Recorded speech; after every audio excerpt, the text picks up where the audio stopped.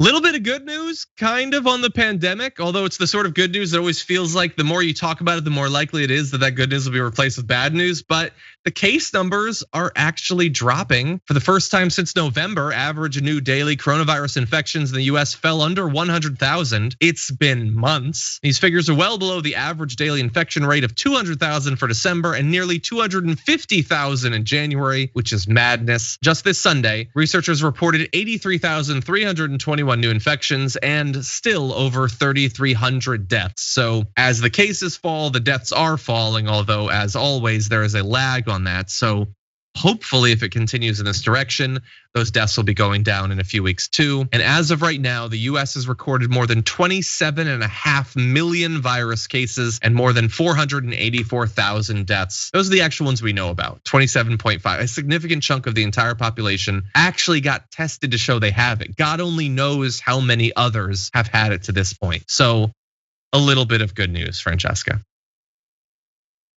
I guess. I mean, what are we doing about it to make sure that those numbers stay down? It's like we just go with the wind. Well, yay, today they're down, tomorrow they might be up. Who knows? We're not gonna do anything different. Like, it's insane. Australia had like 20 cases and everyone's in lockdown. Everyone is in lockdown. They had 20 cases. Like, I would give anything for 20 cases and an actual serious lockdown.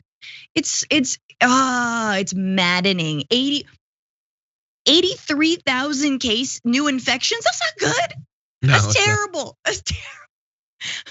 Anyway, it is terrible. It is terrible. The other thing I just want to say is, like, look, I do think there should be a criminal case brought against the former president for killing and almost 500,000 people. Seriously, like, we know how many of those deaths could have been prevented. So many of those deaths. 40%, according to Lancet.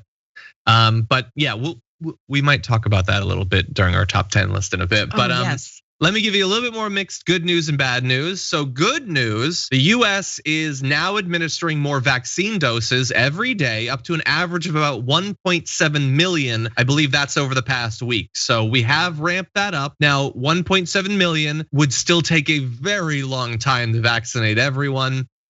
The downside is that as of right now, that number might not be sustainable because vaccine supplies aren't meeting the way that they're being rolled out. So for instance, in last week in California, where we are, they announced that they would soon become one of just a handful of states to expand vaccine access to people of any age with underlying health issues or severe disabilities. But California's already used 72% of its doses, and there's some shortages in some areas. So for instance, here in LA, we've turned a couple of places, like I think Disney's gonna be, but Dodger Stadium and the Forum are these max vaccination places. But Dodger Stadium had to shut down over the weekend because they ran out of doses. Mayor Eric Garcetti said that the city received just 16,000 doses last week, roughly a day's worth. 16,000 is like 2 blocks in LA. That is not enough. We've lost thousands and thousands of people just inside of this county, more than a lot of states. And it's just they're not producing enough of the vaccine, or if they are, they're not distributing it. So it's good that they're going through the ones they have, but they have to keep a steady flow or we're not gonna be able to maintain that. And even maintaining it isn't good enough. 1.7 million shots a day is not good enough if you wanna end this pandemic in the next 3 or 4 or 5 months.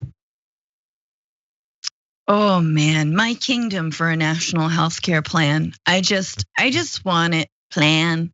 Hey guys, let's shut down all the military bases and just turn them into hospitals. Let's wind down our nuclear sites and make them into vaccination centers. I think that would be safe, maybe.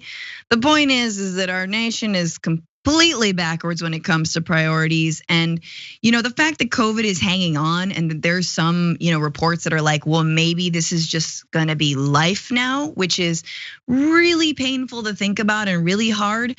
But at the same time, what a great wake up call. We know climate change is just life now, and we've got to get that under control too. Maybe we should redirect our national priorities and our funds into things like healthcare, into things like stopping climate change, into renewable energy, et cetera. Like our priorities it's just so laid bare what we need to do. And it's gonna take a long time, it's gonna take a lot of work. But man, it'll be worth it because we'll be able to socialize and be with one another and all be healthy.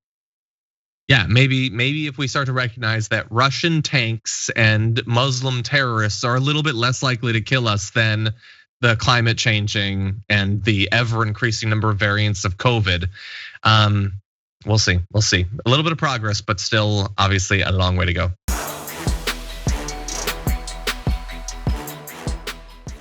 Check out the Damage Report podcast each day, wherever you get your podcasts, whether Pocket Casts or Stitcher or iTunes. You can join me as I give you the news and stories you want, with a range of co-hosts and interview guests jumping in on the fun each day.